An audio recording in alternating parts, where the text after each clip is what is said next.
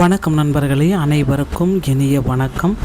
இன்றைக்கி நம்ம இந்த ஒரு வீடியோவில் எதை பற்றி பார்க்க போகிறோம் பார்த்திங்கன்னா, தமிழகத்தில் நகைக்கடன் தள்ளுபடி இந்த அறிவிப்பை அரசு எப்பொழுது அறிவிக்க போகிறாங்க, தகுதி வரம்பு தள்ளுபடிக்கான தகுதி வரம்புகள் என்னென்ன, ஸோ நகைக்கடன் தள்ளுபடி யாருக்கெல்லாம் கிடைக்கும், எந்த பேங்க்கில் இருப்பவங்களுக்கு இந்த தள்ளுபடியை கொடுக்க போகிறாங்க, தமிழ்நாட்டில் உள்ள கூட்டுறவு மற்றும் பொதுத்துறை வங்கிகளில் வழங்கப்பட்ட நகைக்கடன் தள்ளுபடி செய்வது குறித்து வீடியோவில் பார்க்கலாம். குறிப்பாக 5 சவரன் வரை அடமானம் வைத்துள்ள ஏழை எளிய மக்கள் மற்றும் சிறு விவசாயிகளுக்கு முன்னுரிமை அளிக்கும் வகையில் தகுதியான பயனாளர்களின் பட்டியல் தயார் செய்யப்பட்டு வருவதாக இதில் குறிப்பிடப்பட்டுள்ளது. ஏற்கனவே நடைமுறைப்படுத்தப்பட்ட பயிர்க்கடன் தள்ளுபடியை தொடர்ந்து தற்பொழுது நகைக்கடன் தள்ளுபடி குறித்த எதிர்பார்ப்பும் மக்களிடையே அதிகரித்துள்ளது.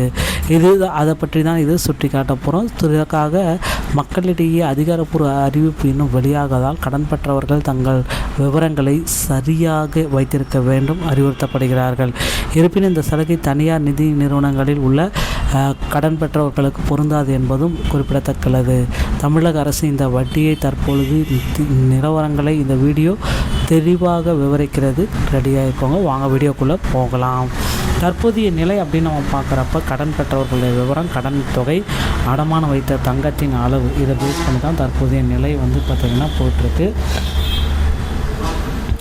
தகுதியான பயனாளிகளுடைய பட்டியல் தயாரிக்கும் பணிகள் தீவிரமாக நடைபெற்று வருகிறது. தங்கத்தின் அளவு எத்தனை கிராம், அதாவது 40 கிராமுக்குள்ளே இருக்கணும் அப்படின்னா உங்களுக்கு நிச்சயமாக அந்த தள்ளுபடியுடைய அறிவிப்பு வர காத்துக்கிட்டு இருக்குங்க. ஸோ இதுதான் 41 கிராம் இருந்தாலும் உங்களுக்கு தள்ளுபடி ரிஜெக்ட் ஆகும். பயனாளிகளின் விவரம், கடன் பெற்றவரின் ஒரு பொருளாதார பின்னணி, அப்புறம் கடன் ரூபாயாக பெற வாய்ப்புகள் இருக்குது. ஸோ எந்தெந்த வங்கிகளுக்கு இது பொருந்தும் அப்படின்னு பார்த்தீங்கன்னா, கூட்டுறவு வங்கிகள். இந்த வங்கிகள் குறிப்பிட்ட நகைக்கடன்களுக்கு தள்ளுபடி கிடைத்த என்பது உறுதி செய்யப்பட்டுள்ளது. அதிக முன்னுரிமை அளிக்கிறது. பொதுத்துறை வங்கிகள். சில அரசு பொதுத்துறை வங்கிகளில் பெறப்பட்ட கடன்களுக்கு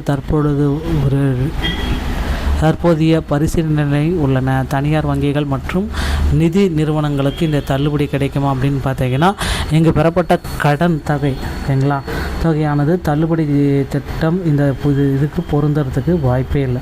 ஸோ யாருக்கெல்லாம் முன்னுரிமை, இந்த போனஃபரிஸ் இதை பார்த்துக்கோங்க. ஃபைனலில் அனைத்து நகைக்கடன்தாரர்கள், பொருளாதாரத்தை பின்தங்கிய குடும்பங்கள், சிறு மற்றும் குறு விவசாயிகள், குறைந்த அளவு நகைச்சையை அடமானம் வைத்து கடன் பெற்றவர்கள், இந்த 3 பகுதிகளில் உள்ளவர்களுக்கு கண்டிப்பாக நிச்சயமாக எல்லாருமே எதிர்பார்த்த மாதிரி முதல்வர் விஜய் அவர்கள் மாற்று பணியிடங்கள் கொடுக்க போகிறாங்க.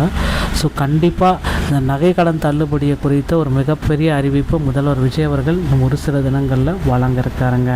ஸோ 5 சவரன் வரை இந்த திட்டம் பெரிய அளவிலான திட்டம் அல்ல. ஏழை எளிய மக்களின் சுமையை குறைக்கும் நோக்கில் 5 சவரன் வரையிலான நகைக்கடன்கள் மட்டுமே பரிசீலனைப்படுவதாகவும் தகவல்கள் வந்திருக்கு.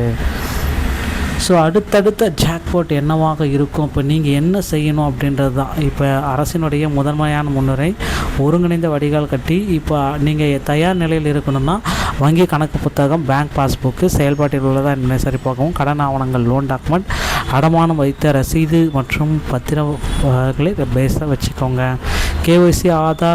KYC and Aadhaar.